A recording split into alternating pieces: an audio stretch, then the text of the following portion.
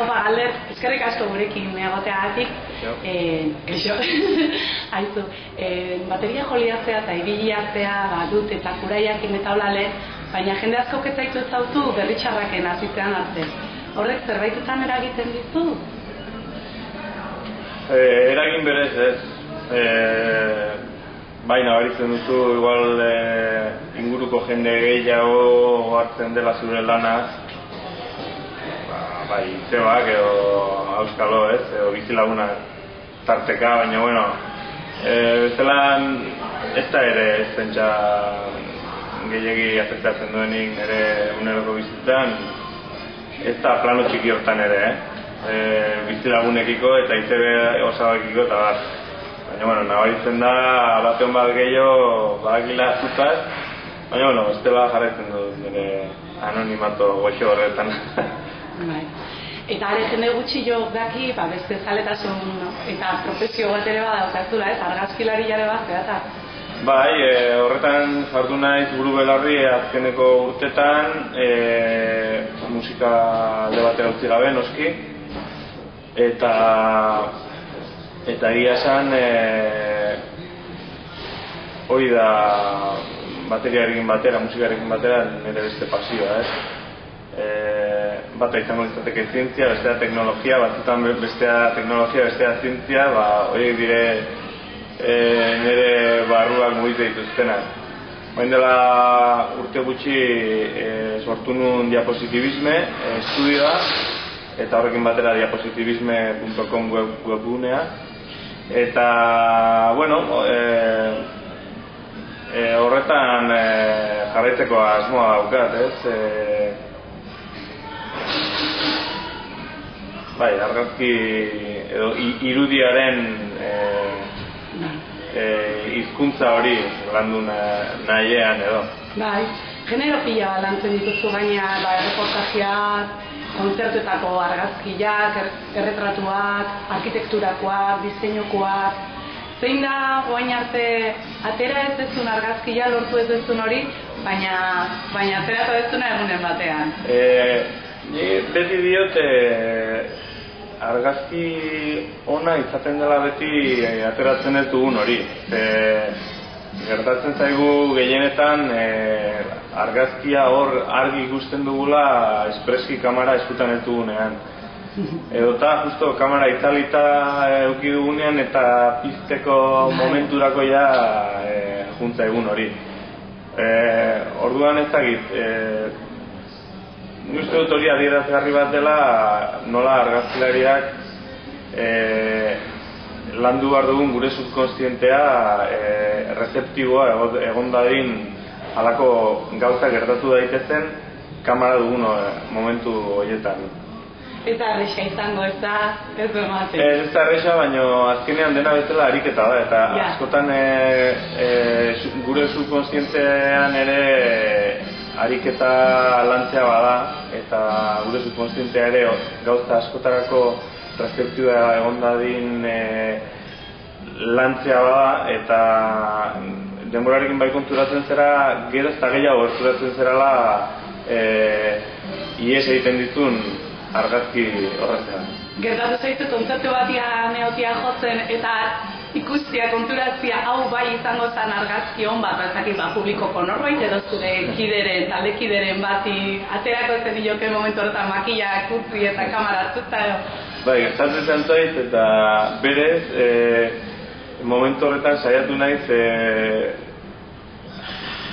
inguruan zegoen argazkilariari deitzen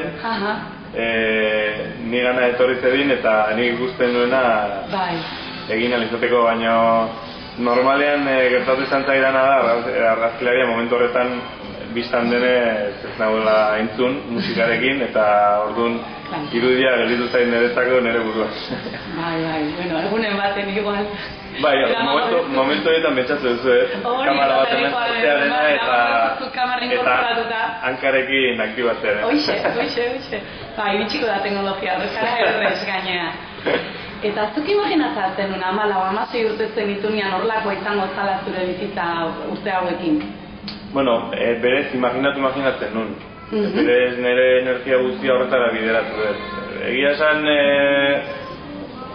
zerbait hona auki dut, garai hortan behintzat oso ikasle txarra izan eta bar, oso argi neukantzen nahi nuen. Eta horrek asko laguntzen du. Gauz asko bidetik edo zama asko kentzen dituzu, ez? Edo topo askotan bidean aurkitu dituzunak. Orduan oso argi auki dutzen nahi nuen. Eta nire energia guztia bideratu dut horretara. Orduan, imaginatu, garai hortan imaginatzen nuen, nola izan ziteken bizitza, argazki egiten, musika jotzen, eta gaur egun esan dezaket horri eutsi diotela. Ondo. Eta etorkizunera begiradet, bilak batera, imaginatzen izun, makillak eta kamera eskutan dituzula, eo bazti bestia baino? Ez, biak imaginatzen ditut oraingo, eta iruditzen zait biak dira komplementarioak nire bizitzan. Eta bata elkarri bestea alimentatzen diona. Eta normalean bi oinarri nire bi hankak dire, ez? Bata flojo edo gutxiago egiten dudanean, beti egoten da bestea niri eusteko, ez? Bai, galdeak. Dena aipatu duzu, argazkilaritza ikuste duzula lengoaia bat bezala eta musika ere bada lengoaia bat. Erabiltzen dituzu biak gauza desberdinak esateko edo gauza berari buruz aritzeko bi ikuspuntu desberdinetatik. Hau da, musikaekin nahi dituzu esan gauzakuk eta beste batzuk argazkiekin edo edo? Ez, azkenean bai konturatzen naiz abia puntua azkenean nire nola baita zirkuito itxi bat, nola baita esatearren, ez? Nire handik ateratzen da hizkuntza hori edo gauzak izateko nahi hori, eta ni gana bueltatzen dira espreski askotan hoien bidez adierazten ditudalako gauzak beste inolaz ere ateratzen ez ezkidanak edo hitzekin behintzat ateratzen ez ezkidanak. Eta bi hizkuntza desberdin iruditzen ezkit eta berdinak era berean. Gertatzen zaigu askotan euskaldun hori, ez? Euskaraz hitz egitea esaten hori da, ez? Euskara hitz egiten dugunean mundua ere euskaratik ikusten dugula, ez? Nolabait hizkuntzak ematen dizula beste pertzepzioa, beste sensibilidade bat gauzekiko, ez? Gaur esaten zait ere bai bateriakin, bai argazkilaritzakin. Bakoitza badauka bere sensibilidadea munduarekiko eta batzutan desberdina direnak, beste batzutan unibertsalak, baina bakoitza gauza desberdin bat edo gauza berriak erakusten dizkianak, edo behintzat bide berriak irekitzen dizkit etengabe. Oso ondo. Bukatzeko, gudaran ze plan, egurra edo patxada eta lasaitasuna? Ez, egurra bagoaz abuztuan Los Angelesera, diska grabatzera, oain egurrarekin gabiltza, baina jendeak ikusten ez duen egur horretan, hau da lokaleko lana, xomorro lanak egiten,